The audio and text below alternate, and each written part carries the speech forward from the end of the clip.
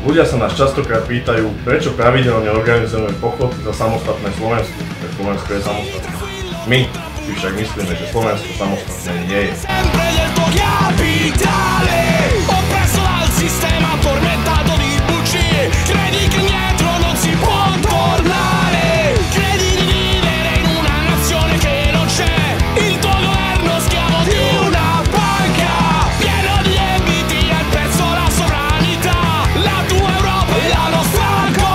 Nemáme vlastné štátne hranice, nemáme vlastnú menu.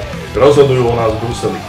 To, že Slovensko nie je samostatné, sa ukázalo i v uplynulých mesiacoch, kedy nám Brusel diktuje aj to, ako sa máme správať imigrantom.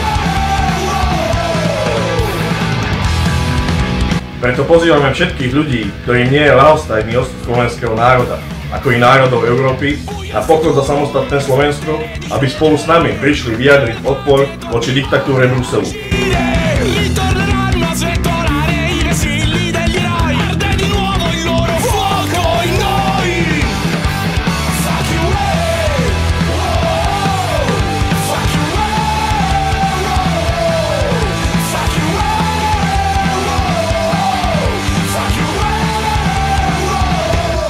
Stretneme sa 12. marca o 14. hodine na Svätoplukovom námestí v Nitre.